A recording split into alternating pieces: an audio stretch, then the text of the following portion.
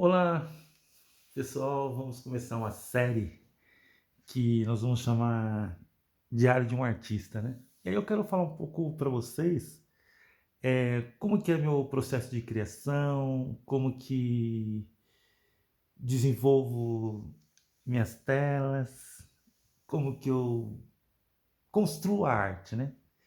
E aí eu quero retomar um pouco um período da minha adolescência que eu tive a oportunidade de estudar em uma escola chamada Fundação das Artes. E a Fundação das Artes fica em São Caetano, é uma escola muito conceituada, só que a minha família sempre teve a tradição da música, né?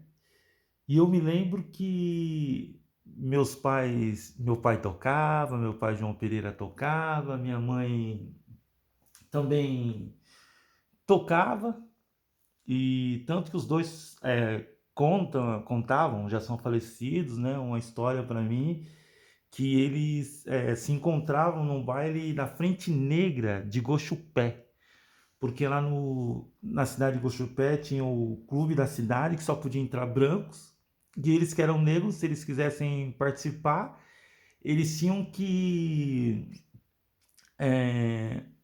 construir o seu próprio espaço de lazer. E esse espaço de lazer que eles construíram lá era na Frente Negra de Gochupé. E lá meu pai disse que tocava, dançava, minha mãe também. E eu tive, depois eles se converteram ao protestantismo, meu pai, ele é de 1929, né? E quando ele faleceu, ele era pastor, né, da Assembleia de Deus. E aí eu tive contato com a música muito cedo, porque meu pai tocava, mexia um pouco as vozes dos corais, e aí nós tínhamos grupos que a gente ensaiava para cantar na nossa comunidade religiosa.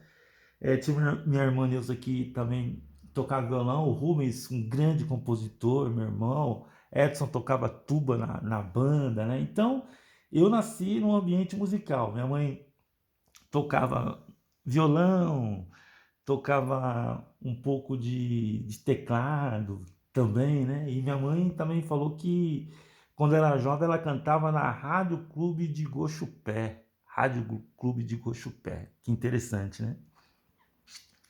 Então a música para mim era algo assim acessível. Não era algo inacessível, era algo que eu podia ter contato.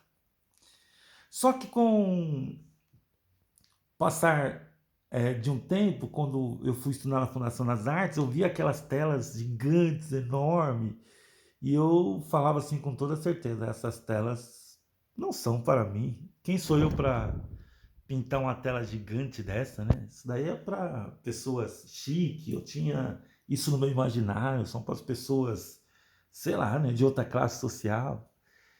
Só que eu sempre gostei de todos os tipos de expressões artísticas. Sempre gostei de fotografia, sou apaixonado por Sebastião Salgado, pesquise quem é esse cantor. Sou apaixonado por dança, gosto muito da companhia de dança corpo e outras companhias. Gosto muito de canto, gosto muito de todos os tipos de música, gosto de teatro, mas quando eu já estava com uns 20, quase 29 anos, por aí eu comecei a tentar fazer algumas experiências de pintura, tive contato com o Rodrigo, um artista visual que dizia assim que todo mundo podia pintar, né? A arte poderia ser acessível para todo mundo. E aí eu tive contato, pintei algumas telas com guache mesmo. Depois tentei fazer aula de pintura, mas era muito caro na escola que eu fui, que era na Vila Mariana, e acabei parando. Aprendi algumas coisas de trabalhar com lápis 6B, 8B, né? Mas, e aí eu descobri a arte knife, ou naif, dependendo da pronúncia, e aí eu vi que tinha muitos artistas que eram autodidatas e pintavam. E aí eu falei, eu vou começar a pintar, mesmo sem estar frequentando uma escola, uma academia, né?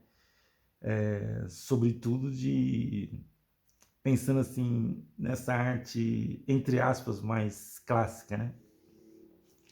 Depois tive a oportunidade de fazer artes visuais, que eu gostei muito, para licenciatura em artes visuais, para começar a dar aula. Só que no processo do, do casamento que eu tive com a mãe do meu filho, que hoje nós não estamos mais casados, mas foi uma pessoa muito positiva na minha vida, ela pintava muito, desenhava muito, e ela dizia assim, olha, que legal, você tem potencial, vai, você já é artista, ela dizia, mesmo sem eu dar aula no estado, né, porque eu sempre dei aula de música, ela dizia assim, você já é artista.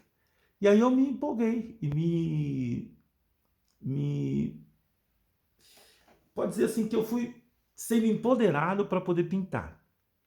E aí eu comecei a pintar e a temática que eu sempre quis trabalhar, que eu sempre quis abordar, foi a temática da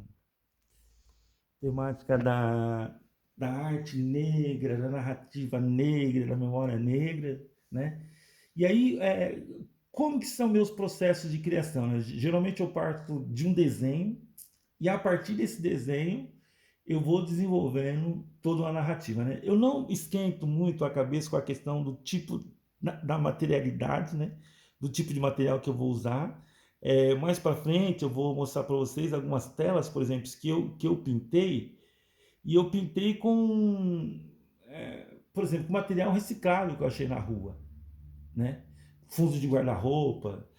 Para mim, tanto faz se é acrílico, se é spray, se é guache, porque eu penso que a nossa expressão artística é como, por exemplo, um alimento, né?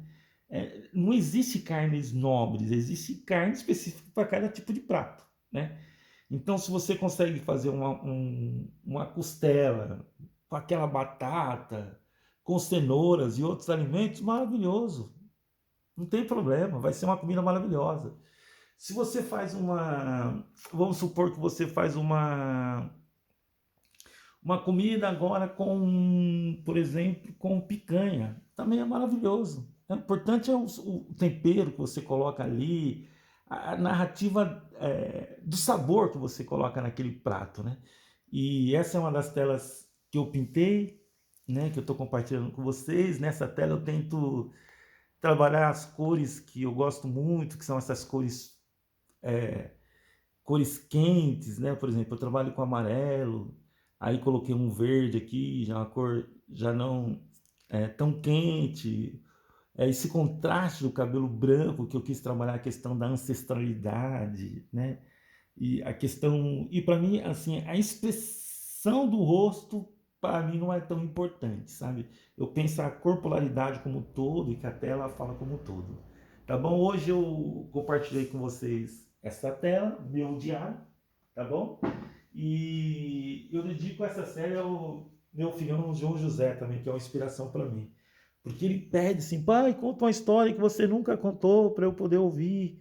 E aí eu diria assim que essas são as histórias que eu ainda não contei para o João José.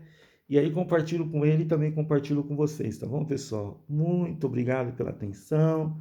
Lembrando que todas as telas que eu compartilho nessa série do vídeo estão disponíveis.